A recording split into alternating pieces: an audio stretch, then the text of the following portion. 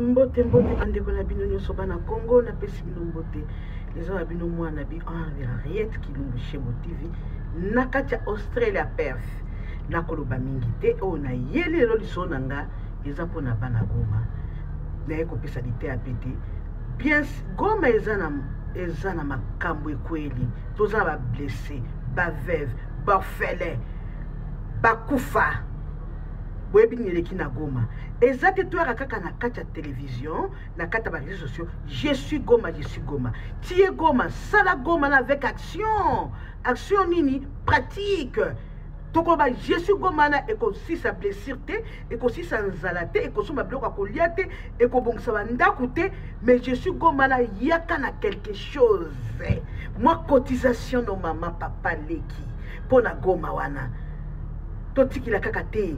Président na batu musuba sunga ba église nyonso ya Congo bosa moi cotisation bokotinda na Goma ba communauté nyonso ba pays nyonso bosa cotisation to sunga bandeko na biso po kuna eza mabe to yaka te kaka je suis Congo je suis Goma non tu n'es pas Goma si tu es Goma maman sala moi quelque chose Luka communauté na yo, Luka église na yo, Luka ndaku na yo, baboti na yo, bossa quelque chose à ta cotisation à $1 à chaque communauté. Poto sunga la Goma, soko sungi Goma, ndoko bake je suis Goma. Tant que tu sunga Goma te, ozo la kana moko, je suis Goma, tu ne fais rien, ozo c'est le côté. Luka ta $1 na sengi la communauté dans la carte Australie.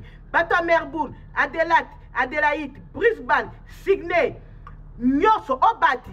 Oh, nous avons un message nanga, boluka ngai, ni $1 na yo, $2, $5, $6, boya la cotisation, tosunga, ba famille na biso, ya bana Goma, ba maman, ba papa, ba orphelin, tosunga bango. Oh, nous avons un message nanga, partagez ango. Soko moninga na zolo bolandinga, mo partagez ango te, c'est ko zolo kama na diction pa na yo.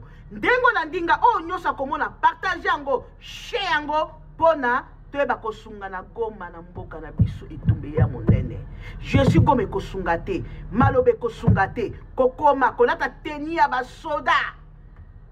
Teni ya Congo que je suis Goma et ko salarié. Ko sa ba discussion ba communauté ceci cela et ko salarié que Goma comme ça. Goma na tango ezala lisungi ya mbongo. Bo pesa $1, $2.